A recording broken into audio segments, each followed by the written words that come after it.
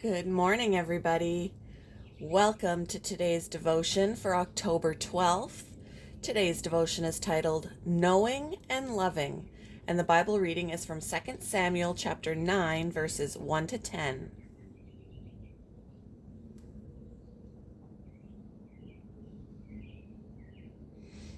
One day, David asked, "Is anyone in Saul's family still alive? Anyone to whom I can show kindness for Jonathan's sake?" He summoned a man named Ziba, who had been one of Saul's servants.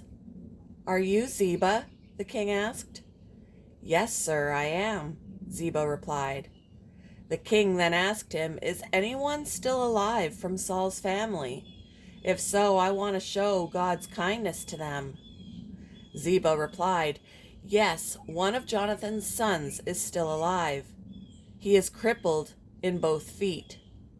"Where is he?" the king asked. "In Lo-debar," Ziba told him, "at the home of Machir, son of Amiel." So David sent for him and brought him from Machir's home. His name was Mephibosheth. He was Jonathan's son and Saul's grandson. When he came to David, he bowed low to the ground in deep respect. David said, "Greetings, Mephibosheth."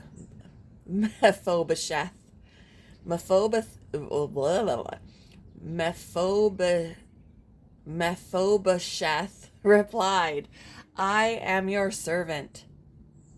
"Don't be afraid," David said. "I intend to show kindness to you because of my promise to your father, Jonathan.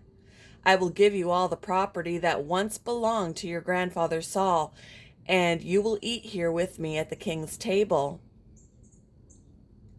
Mephibosheth bowed respectfully and exclaimed, "Who is your servant that you should show such kindness to a dead dog like me?" Then the king summoned Saul's servant Ziba and said, "I have given your master's grandson everything that belonged to Saul and his family.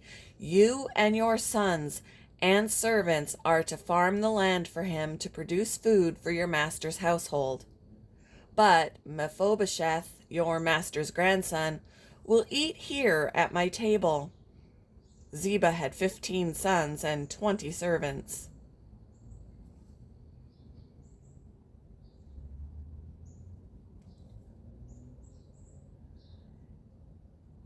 In the powerful article, "Does My Son Know You?"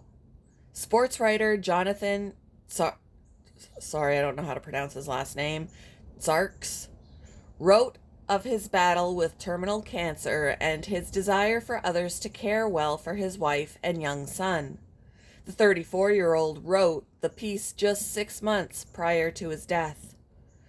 Tjarks, a believer in Jesus whose father had died when he was a young adult, shared scriptures that speak of care for widows and orphans.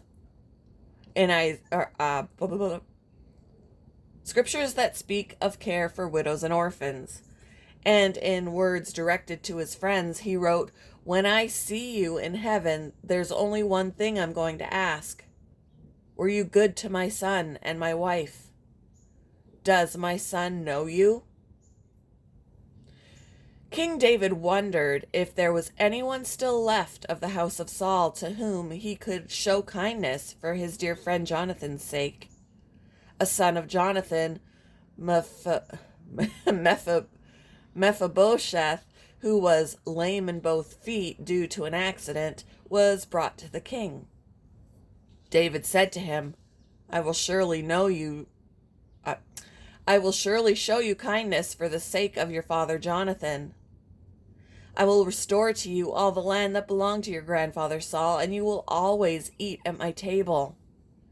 David showed loving care for Mephibosheth, and it's likely that in time the king truly got to know him. Jesus has called us to love others just as he loves us.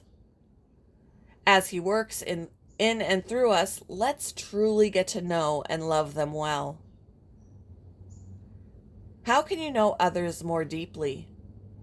And what will it look like for you to love them the way God loves you?